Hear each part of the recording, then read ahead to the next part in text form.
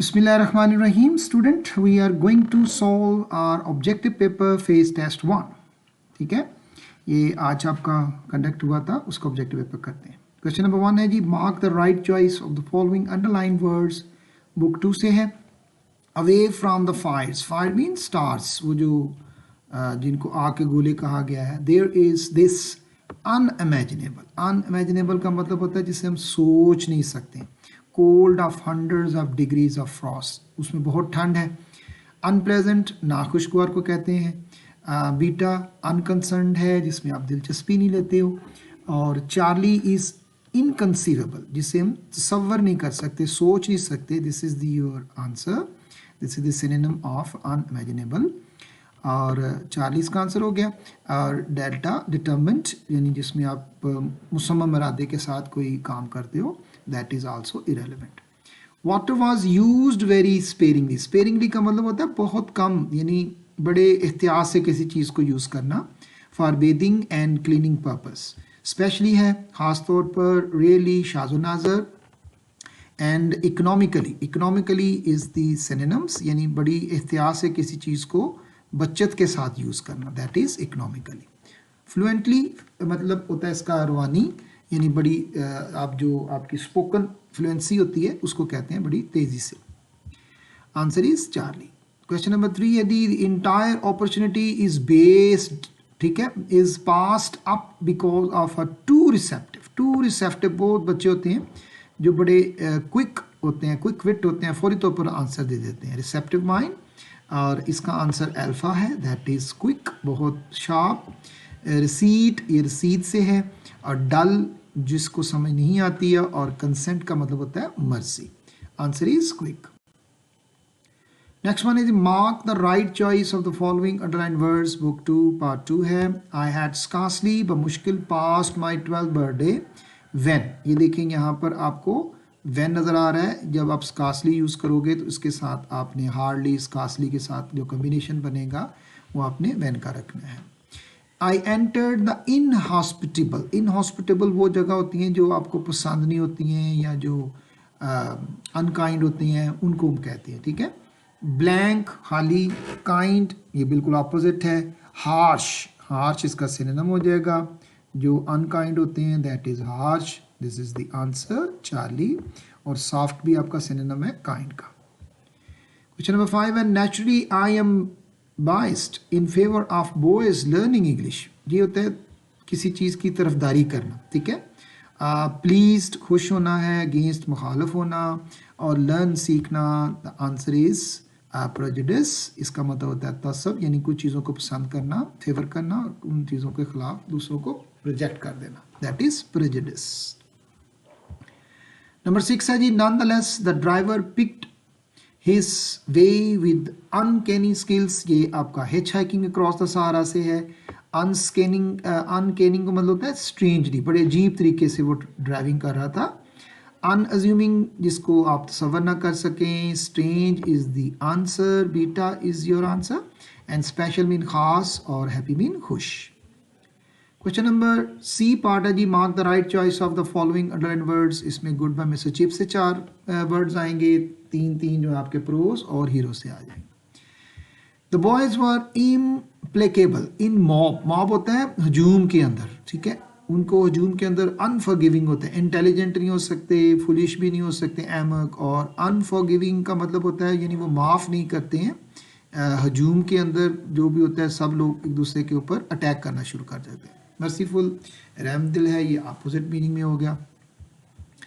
8 में chips was not conceited. Conceit, conceit का मतलब होता है वेरी प्राउड, ठीक है. हाँ, ये इसका अल्फा में ही आंसर इसका आ गया. Proud, very proud. हम्बल, बड़ा आजिज. Poor, humble. इंटेलिजेंट, बहुत ज़्यादा like. So the answer is alpha. Number 9 है आपके पास इस वक्त चिप्स स्क्रिप्ट्स. चिप्स की यहाँ पर जो हैंड राइटिंग थी वॉज थिन, वो लिखता था, उसने कोशिश की बुक लिखने की. ड्रेसिंग, ये क्लोथ से है. राइटिंग इज द आंसर, ठीक है. जो उसकी राइटिंग थी उसकी बात हो रही है. टचिंग, छूना. और बॉडी, जिस्म. स्क्रिप्ट जो हैंड रिटन होता है ना, जो जिसमें तहरीर को कहते हैं. Chips hobbled, to a tiny church की तरफ जाता था। वो जब उसके चोट लगी थी, उसके जब वो मोच आ गई थी। स्ट्रोल्ड, मटक मटक कर चलना, चहलकदमी करना। वॉक स्विफ्टली, तेजी से, ये ऑपोजिट हो गया। लिम्प्ड होता है लंगड़ा कर चलना, ठीक है। एंड ट्रॉटेड का मतलब होता है फुदक फुदक कर चलना, trotted. So answer is limp, it means लंगड़ा कर चलना। नेक्स्ट बहुत आसान प्रपोजिशन है, अक्सर आपने सुना होगा, बाई गॉड, ठीक है, अल्लाह की कसम। आई स्वेयर विद नहीं यूज होगा, इसका आंसर होगा बाय गॉड। अक्सर बच्चों ने इसका टू भी लगाया हुआ है तो रॉन्ग है। This is a very good house to live in. कुछ होती हैं प्रपोजिशन जो बिल्कुल हम एंड पर यूज करते हैं। This is a house to live in, a knife is to cut with, a pen is to write with. So the right answer is Charlie in. You will have to account your deeds. तुम्हें अपने जो काम है उनको जवाब देना पड़ेगा। That is for, you will have to count for your deeds. अपने जो अमाल है उनका जवाब देना पड़ेगा। ही फेल अ विक्टिम, शिकार हो गया। That is again alpha 2। Let us inquire, किसी की यादत के लिए जाना, पूछताछ करना, तो उसमें यूज करते हैं इंक्वायर अबाउट हिज हेल्थ। सो ये प्रपोजिशन थी, 5 propositions. I hope you have marked well. और इसके बाद है द किलर वाज हंग। ये ट्रांजिटिव और इंट्रांजिटिव आपकी वर्ब फॉर्म है, जिसमें हैंग, हैंग्ड, हैंग्ड फांसी देने के लिए होता है, और हैंग, हंग, हंग होता है लटकाना। तो किलर को फांसी दी गई है, इसलिए आपका ये हंग भी यूज़ नहीं होगा, ये भी रॉन्ग है। द किलर हंग, ये भी इसमें पैसिवाइज फॉर्म नहीं यूज़ की गई, ये भी आउट हो गया। द किलर वाज हैंग्ड, ये आपका जो है ये आपका ट्रांजिटिव वर्ब आ गया। लटकाना ये आपकी थर्ड फॉर्म है, यस्टरडे द किलर हैंग्ड, यहाँ पर उसने वॉज मिस किया हुआ है, so this is also deleted. Next है जी हार्ली, और हार्ली के बाद देखें यहाँ पर देन दिया हुआ है, ऊपर अभी आपने पढ़ा था, देखें यहाँ पर हार्ली स्कार्सी में आपको पता है उसके साथ वेन यूज होगा। सो इधर भी आपने देखना है हार्ली डिड, एक तो वर्ब इन्वर्जन यूज होनी है। डिड के बाद देखें यहाँ पर लेफ्ट लिखा हुआ है, ये भी आउट हो गया। बीटा में हार्डली आई लेफ्ट, ये वर्ब इन्वर्जन्स नहीं रही, ये भी आउट हो गया। Charlie hardly had I left the station, और व्हेन भी इसके साथ आ गया, तो ये कॉम्बिनेशन भी पूरा हो रहा है और वर्ब इन्वर्जन भी पूरी हो रही है। So this is the right answer Charlie.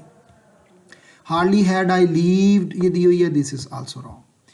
Next है नंबर 18 में जी, the flowers smell sweetly. Sweetly जो है आपको पता है ये एडवर्ब है, और हमें यहाँ पर चाहिए एडजेक्टिव्स, बिकॉज स्मेल जो है यहाँ पर सेंस वर्ब यूज हुई है। The flowers smell very sweetly, again ये एडवर्ब है, ये भी आउट हो गया। बीटा में द फ्लावर्स स्मेल स्वीट, ये आपको अच्छे लग रहे हैं, फूल अपने आप को नहीं सूंघ रहे हैं, ठीक है, तो एडजेक्टिव भी यूज किया हुआ है, इसका आंसर बीटा हो गया।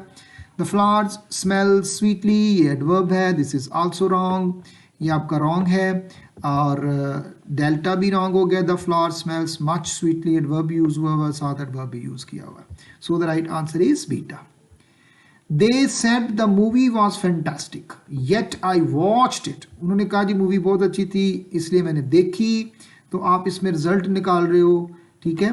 They said the movie was fantastic yet, ठीक है, yet हम यूज करेंगे, लेकिन I watched it, ये भी आउट हो गया। बीटा में the said the movie was fantastic but I watched it, ये आपने कंट्रास्ट यूज कर दिया है, कंजक्शन yet भी कंट्रास्ट में आता है। They said the movie was fantastic although, ये आपने यूज किया हालांकि, और ये भी आपका आउट हो गया। They said the movie was fantastic, बहुत अच्छी थी, सो इसलिए यहाँ पर आपका आंसर आ गया डेल्टा। लास्ट क्वेश्चन है जी, the English is a very difficult language. Language के साथ आपने आर्टिकल यूज नहीं करना, the English is a very difficult language आ गया यहाँ पर, इसके साथ बीटा में आ गया English is a very difficult language, beta आपका करेक्ट हो गया। आर्टिकल के बगैर आपने सब्जेक्ट लैंग्वेज को लिखना है, तो लैंग्वेज जो है दैट इज इंग्लिश, तो English is a very difficult language. An English article use किया हुआ है यहाँ पर, एन इंग्लिश से पहले, और इसी तरह आ इंग्लिश का भी एक आर्टिकल यूज किया हुआ है वॉवल साउंड को गलती लगाने के लिए। सो this is also wrong, only beta is the right answer. So I hope you have got the idea about your first paper. इसी तरह हम सेकंड भी इंशाल्लाह करेंगे। इसमें को आपको कोई क्वेश्चन पूछना हो, यू कैन आस्क मी। जब तक हम नेक्स्ट पेपर करते हैं तब तक मैं आपसे इजाज़त चाहता हूँ। अल्लाह हाफिज़, टेक केयर।